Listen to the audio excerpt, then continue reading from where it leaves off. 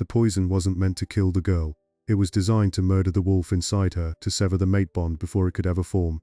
But as the last drop of wolfsbane touched her soul, 300 miles away, the Alpha King felt his other half scream into the silence, and his fury became a force of nature. This is Ilara, the golden child of the Silverfang pack, who never knew her true mate was a king, and her stepmother, Selene, who would rather see her spirit broken than lose her own power. But when you attack a sacred bond, you don't just make an enemy, you summon a reckoning. What Selene didn't realize was that killing the bond would be the one thing he could feel from across a continent. Ilara was raised believing her destiny was to lead the Silverfang pack, a prosperous territory controlling the mineral-rich Black Hills. Her father, Alpha Arlo, had groomed her since childhood. But when he died suddenly, the pack laws were clear. Leadership could pass to a female heir, but only if she was bonded to a strong mate to stabilize the transition. This was the crack in the foundation that Selene, her stepmother, slithered into. Selene had never been Arlo's true mate.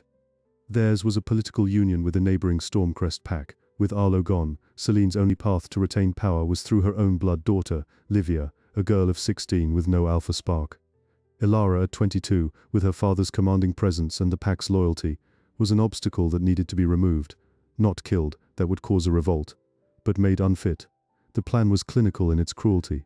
Ilara's mate bond, the sacred tether that would one day connect her to her destined partner, was her key to the Alpha title. Without it, she could be argued as spiritually incomplete, too great a risk to lead.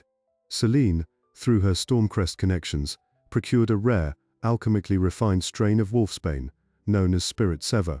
Its poison didn't target the body, it targeted the soul beast within, the very source of the mate connection. Administered correctly, it would murder the inner wolf, leaving the shell of a person alive but utterly, permanently alone, a living ghost in her own skin. The stage was set for the pack gathering, a lunar festival where all unmated wolves' bonds were said to be most receptive, thrumming just below the surface. In front of the entire assembly, Selene would offer Ilara a ceremonial chalice, a public blessing. The poison inside was odorless, tasteless, the ultimate betrayal disguised as tradition. What Selene didn't account for was the bond itself. It wasn't a dormant seed waiting to bloom. For the true mate, especially one of immense power, it was a live wire, a constant, quiet hum in the blood. And Ilara's true mate wasn't some neighboring beta. He was Kalen, the reclusive Alpha King of the Northern Wastes, a being of such ancient power he had withdrawn from pack politics centuries ago. He felt the faint, pure echo of her spirit across 2,000 miles, a quiet song that had subtly tempered his rage for years. He was waiting, though he did not know for what. The night of the gathering arrived. Bonfires lit the clearing. Ilara, dressed in ceremonial silver, stood before her pack, feeling the weight of their expectation. Selene approached, a motherly smile plastered on her face, the ornate silver chalice in her hands. "For our future," Selene said, her voice ringing with false warmth. "Drink, daughter, and may the moon guide your heart." Ilara accepted the cup. As the cold metal touched her lips, her inner wolf, usually calm, stirred with a sudden, primal fear. But to refuse would be a grave insult. She drank. The effect was not immediate. It was a slow, creeping cold, starting in her chest. The vibrant connection to the pack mind, the subtle sense of every wolf around her, began to fade, like a radio losing signal. Then the pain began, a silent, screaming vacuum where her wolf used to be. In that exact moment, in a fortress of black ice at the top of the world, Kalen shot up from his throne, a glass of rare whiskey shattered in his hand. The quiet song in his blood had just twisted into a deafening, silent scream of agony, followed by a void, a nothingness where his other half had been. His mate bond hadn't been formed, yet its violent annihilation was a thunderclap in his soul. His eyes, the color of glacial ice, burned with a light not seen in ages. Someone had dared. Someone had touched what was his. The fury that erupted from him didn't shake the room, it shook the mountain, and he knew, with absolute, terrifying certainty, exactly where to go. The journey of the Alpha King wasn't a trip, it was an invasion. Kalen didn't take a plane or a car. He moved as his ancestors had, through the shadow paths, a form of travel so fast it blurred the lines between places, reserved only for those with enough power to bend the world itself. He emerged from the darkness between the trees at the edge of the Silverfang clearing, not as a man, but as a force of nature given shape. The oppressive weight of his aura hit first. Every wolf in the gathering, mid-celebration or mid-whisper about Ilara's strange stillness, was driven to their knees. Bonfires guttered as if starved of air. The joyous music died, replaced by a silence so heavy it hurt the ears. Selene, standing triumphant over a disoriented Elara, froze, her smile dying. This was not part of the plan. Kalen's form solidified. He was dressed not in finery, but in practical, dark leathers and furs, etched with runes of warding and power. He looked like a warrior king stepped out of an ancient legend. His glacial eyes scanned the cowering crowd, dismissing them all until they landed on Elara. She was on her knees, not in submission but in agony, clutching her chest, her eyes wide with a hollow, lonely terror he could feel echoing in his own soul. He was at her side in an instant, the distance meaningless. He didn't touch her, not yet. His senses, sharper than any blade, dissected the scene. He smelled the residual traces of the pack feast, of fear, of ambition, and beneath it all, clinging to Elara like a foul perfume, the acrid, magical signature of refined wolfsbane and something darker soul magic. His worst fear confirmed, this was no accident. This was an assassination of spirit. Who? Kalen said. The word was quiet, but it carried the weight of an avalanche. It wasn't a question, it was a demand for a confession. Selene found her voice, layering it with false concern. Great King, we are honored by your presence. My daughter is unwell, a tragic reaction to the lunar rites. We must get her to our healers. Kalen slowly turned his head toward her. In that gaze, Selene saw her own death reflected. You lie, he stated, each syllable dripping with frost. You poured poison into your alpha's air. You murdered the wolf in her to steal a title. He inhaled deeply, his nostrils flaring. The stench of Stormcrest alchemy is all over you. Spirit sever, a coward's weapon. The pack gasped. Murmurs of shock and betrayal rippled through them. Elara looked up at Selene, the fog of pain in her eyes clearing into devastating comprehension. Selene's mask shattered, replaced by a sneer. You have no jurisdiction here, King of Wastes. This is Silverfang land. She was weak, a risk to our stability. I acted for the good of the pack. You acted for the good of your bloodline, Kalen corrected, his voice dropping into a terrifying calm. He finally knelt before Elara. Look at me, he commanded, but his tone was gentle, meant only for her. Elara forced her eyes to focus on his. In them, she saw not pity, but a recognition so profound it bypassed her broken bond. He saw her, not the Alpha's daughter, not the victim. He saw the leader she was meant to be. A single tear traced a path through the dust on her cheek. Kalen did something then that shattered every protocol.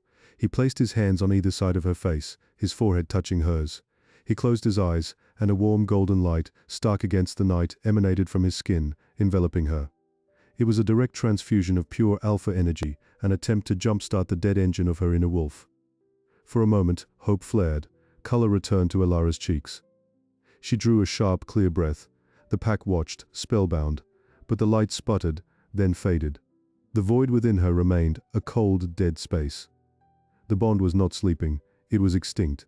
The wolf was gone, the failure was absolute.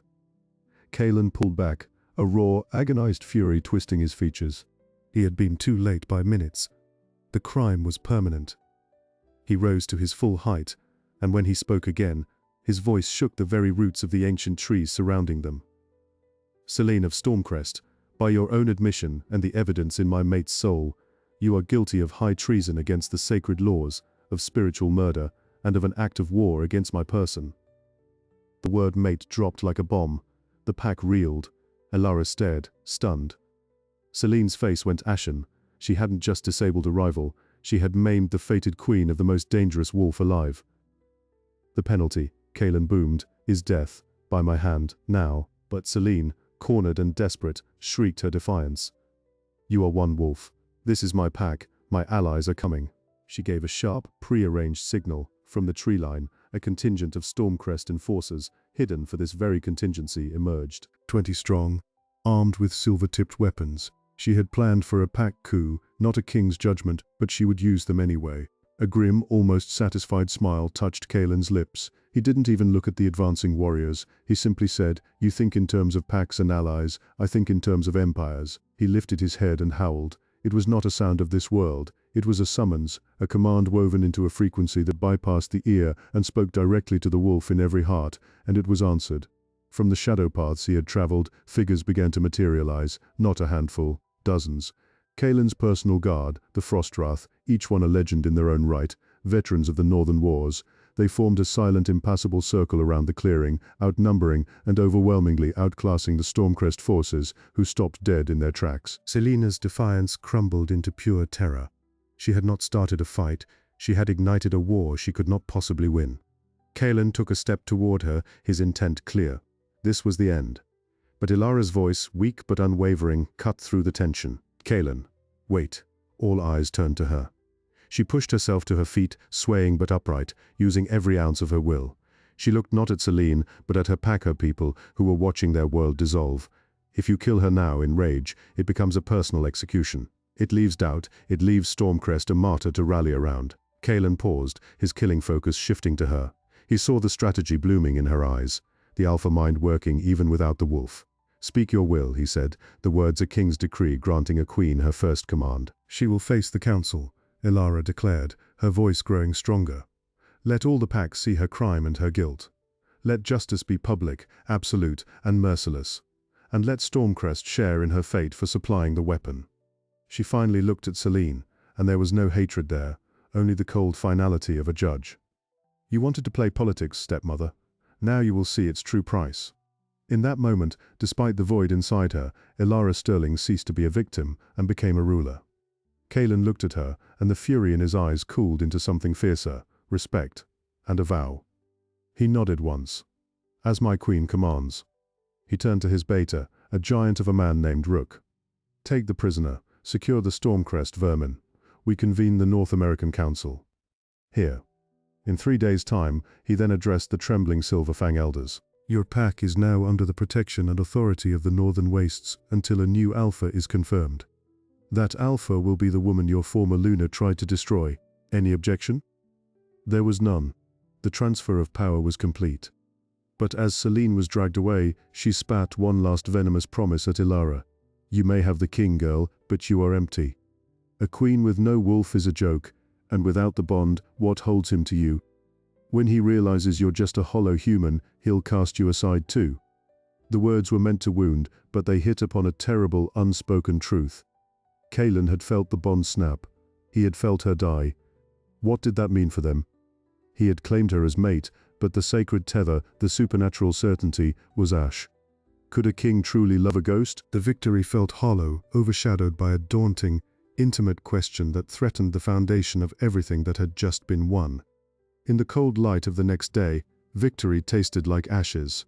The Silverfang pack moved in a hushed, fearful rhythm under the watchful eyes of the Frostwrath. Ilara was installed in her father's old study, a queen in a gilded cage, staring at financial ledgers she could no longer feel connected to. The pack mind, a constant hum of emotion and presence that had been her birthright, was silent. She was deaf in her own home. Kalen was a storm contained. He handled the logistics of the impending council with cold efficiency, but a new, careful distance had settled between them. He treated her with unwavering respect, a fierce protectiveness, but the easy, instinctual closeness the mate bond should have provided was absent. He was holding back, and she knew why. How could you embrace a void? Selene's poison had left a chilling question hanging in the air. What was a king without his true queen, and what was a queen without her wolf? The answer began to form 3 days later, as the Alpha Council convened in the Silverfang Great Hall. It was an unprecedented event, a gathering of the 12 most powerful Alphas in North America, forced to the scene of the crime. They arrived with their entourages, their auras clashing in the confined space, a palpable stew of suspicion, ambition, and grim curiosity. The trial of Selene was swift and merciless. Kalen presented the evidence, the testimony of a captured Stormcrest alchemist, the magical residue in the chalice, and the visceral empty silence where Ilara's wolf should have been. The council, a group not known for sentiment, was visibly shaken. An attack on a mate bond was an attack on the foundational magic of their species. Selene, stripped of her finery, stood defiant until the very end. The verdict was unanimous: guilty. The sentence, death, and the dissolution of all formal alliances with the Stormcrest pack, whose alpha was found complicit in providing the poison. Stormcrest would be pariahs, their trade routes severed, their borders closed. It was a death sentence for their pack's prosperity. As the sentence was read, Selene finally broke, not into tears, but into a wild, cackling laughter that echoed off the stone walls. "You think you've won?" she screeched, her eyes locking on Ilara. "You rule a graveyard, My daughter may not be Alpha, but yours is a corpse walking. The bond is dead. Without it, the magic won't accept her. The pack lands will reject her. An older Alpha from the Great Lakes territory, a traditionalist named Gunnar, stood. The witch has a point, King Kalen. Our laws are clear. The Alpha must be bonded to the territory's heart song, which flows through the inner wolf. No wolf, no bond, no legitimate claim. She cannot be officially recognized. A murmur of agreement rippled through some of the council members. This was the loophole, the political weapon Selene had counted on all along. Permanent disqualification. Kalen's fury was a physical chill in the room. She is my fated mate, that is recognition enough. With all respect, Gunnar pressed, the fated bond was severed before it formed. You feel a responsibility, a pull, but the sacred tether is gone. What you claim is based on memory, not magic. Can you truly feel her now, in the way of our kind? The question hung in the air, brutal in its simplicity. Kalen did not answer. He couldn't. The silence was damning. It was Ilara who spoke, rising from her seat beside Kalen. Her voice, though lacking the alpha command that once vibrated within it, was clear and logical. Then change the law. The council stared. Gunnar scoffed. Child, our laws are older than these mountains. They are written in magic, not parchment. And magic adapts. Ilara fired back, a spark of her old self igniting. Or else we would still be howling in caves. You convene here because a new weapon was used, one our ancient laws didn't foresee. My wolf was murdered. That is a new crime. It demands a new precedent. She looked at each alpha in turn. If a wolf is killed in battle, their mate may still rule. This is no different. The weapon was just cleaner. The room was stunned by her audacity. She was arguing jurisprudence while spiritually wounded. Kalen looked at her, a fierce pride cutting through his anger. But before the debate could continue, a new disruption erupted. A sentry burst into the hall, bleeding from a gash on his arm. King Kalen. Scouts report a force massing at the northern border. Stormcrest. They're not accepting the judgment. They're coming for her. He pointed at Selene. Selene's laughter turned triumphant. My brother leads them. You think you can cast us out with a vote? We will burn this pack to the ground and take what's ours. Chaos erupted. The council alphas were on their feet. Wolves not used to being threatened in a conclave. Kalen was already moving, barking orders to Rook. This was no longer a trial. It was a war council. Yet, in the midst of the panic, Ilara felt nothing. No surge of battle adrenaline, no protective rage for her pack lands. Just a cold, hollow clarity. This was the second move in Selene's game, a distraction. A violent, bloody distraction. She pulled Kalen aside as the hall descended into strategic shouting. They're not here to save her, she said quietly. They're here to kill her, to silence her. She knows something else. Something she hasn't said. Kalen's eyes narrowed. He saw it too. A rescue mission wouldn't announce itself with a border massing. It would be a stealth extraction. This was a siege, a cover for something else. An assassination on their own prisoner to prevent a secret from getting out. What else could there be? Kalen growled. Before Ilara could hypothesize, a wail of pure terror echoed from the underground cells. They rushed down to find Selene's cell guard dead, his throat torn out, and inside the cell, Selene was alive, but writhing on the floor, clutching her stomach, black veins crawling up her neck. She had been given a secondary, delayed poison, a fail-safe. Kalen knelt beside her, his hand rough on her chin. What did you not tell us? What is the real purpose of the spirit sever? Selene, gasping, her eyes wide with the pain of her own betrayal, choked out the truth. It doesn't just kill, the void it calls. It's a beacon, for the things that hunger for what's left behind. A horrific, bloody smile touched her lips. You stopped me, but you won't stop them. They're already coming for the empty one. She went rigid, then still. The fail-safe had done its job. Kalen and Ilara stared at each other in the grim silence of the dungeon. The political crisis, the invading army, the broken bond. It was all just the prelude. Selene hadn't just tried to make Ilara unfit to rule. She had, in her mad quest for power, turned Ilara into a supernatural lighthouse for something infinitely worse. The enemy wasn't at the gate. The enemy was drawn to the silence within her, and it was already on its way. The next 48 hours were a blur of grim preparation and chilling discovery. Kalen's forces, alongside the council's combined guards, moved to meet the Stormcrest army at the border, a brutal, necessary distraction. But the king's focus was split. He left Rook and half the Frostwrath at the packhouse with one order: protect the queen at all costs, from anything that might come for her. Ilara, trapped in the eye of the storm, turned her analytical mind to Selene's final words. The void calls. She gathered the pack's ancient lawkeepers, those who remembered tales older than pack lore. What they described turned her blood to ice. Spirit Sever was a forbidden alchemy because it didn't just destroy, it created a vacuum in the spiritual fabric. And in the wild places of the world, there were entities, shades, spirit eaters, that were drawn to such voids like sharks to blood. They fed on the residual energy of a severed soul, and in doing so, could anchor themselves in the physical world through the empty vessel.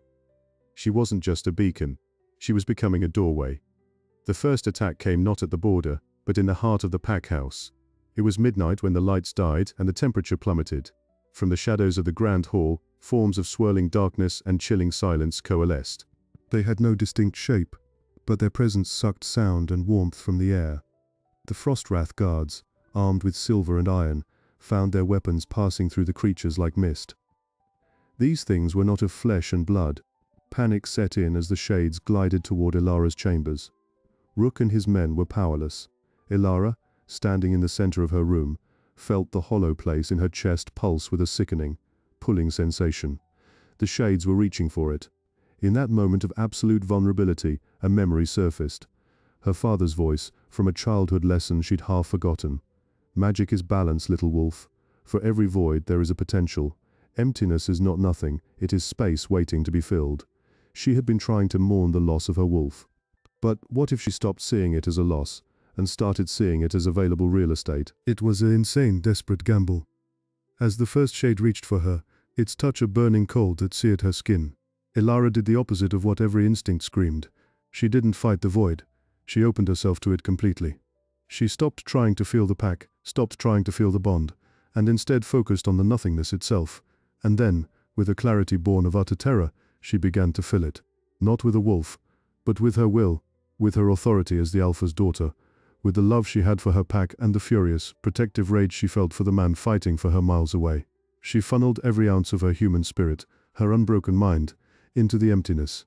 A shocking thing happened. The shade's touch didn't freeze her, it recoiled, as if burned.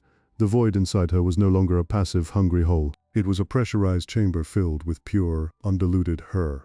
The shades, creatures that fed on passive emptiness, couldn't comprehend an active void. They hesitated. Ilara's voice, which had lacked the alpha command, now rang out with a different power, the absolute authority of a queen claiming her domain. "This space is mine," she declared, her words echoing with a strange, resonant power. "You are not welcome here." The shades writhed, their forms destabilizing. Rook and the guards, sensing the shift, rallied.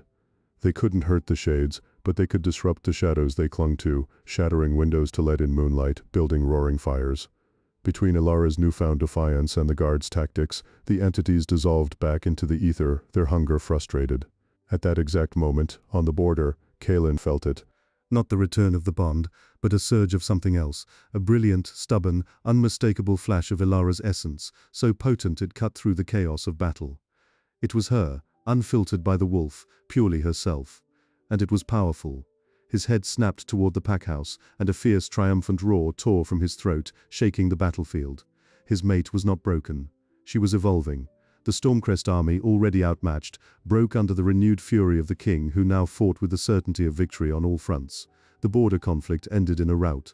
The aftermath was a study in a new world order. The council, having witnessed the spectral attack and Ilara's role in repelling it, convened one final time. Alpha Gunnar, the traditionalist, stood before her. "You have no wolf," he stated, but it was no longer an accusation. It was an observation. "No," Ilara agreed, standing beside Kaelin. "I have something else. A clarity they can't poison. A connection to my people that doesn't rely on a sense they can sever. I am the Alpha of Silverfang. Not because of magic, but because I choose to be, and because they choose to follow." The council, pragmatists to their core, recognized a new paradigm when they saw one. They voted unanimously to ratify her position, creating the new precedent she had demanded. A wolfless Alpha, bound by will and law, not just biology, but the final surprise came in the quiet that followed. As Kaelin and Ilara walked through the recovering packlands, he took her hand. And for the first time, she felt something. Not the old bond, but a new sensation, a warm, solid thread of connection, woven not from ancient magic, but from choice, from sacrifice, from shared victory. It was thinner, but stronger, because it had been forged, not destined. He felt it too. He stopped, turning her to face him. "I don't feel the bond," he said quietly, his glacial eyes searching hers.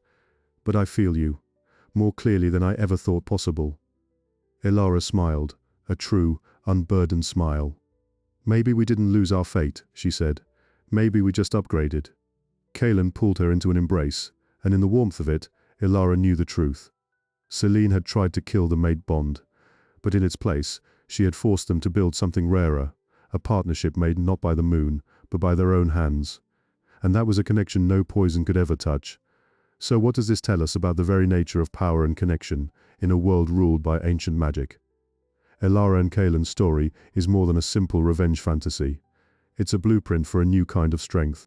Selene's poison was designed to exploit a fundamental weakness in their society, an over-reliance on a single, fated bond. But in trying to destroy that bond, she accidentally forced the creation of something more resilient. A partnership built on choice, respect, and sheer stubborn will is infinitely harder to sabotage than one written in the stars. The lingering question isn't whether their love will last, it's how their unprecedented union will reshape the rules for everyone else. Will other unbonded wolves find new ways to lead? Has Kaelin, the most traditional of kings, inadvertently sparked a quiet revolution? Sometimes, the hardest karma isn't a punishment delivered to a villain. It's a better world being built in the ruins of their worst plans. If you were captivated by this tale of a bond that couldn't be killed and a love that refused to be defined by loss, do us a huge favor. Smash that like button. It tells the algorithm to share this story with more fans like you. Share this video with your pack, your book club, anyone who loves a twist on classic lore. And subscribe to the channel. Ring the notification bell, so you never miss when we dive into the next breathtaking tale of power, betrayal, and supernatural justice. Let us know in the comments, in a world of fated mates, would you choose the destined bond or fight for a chosen love?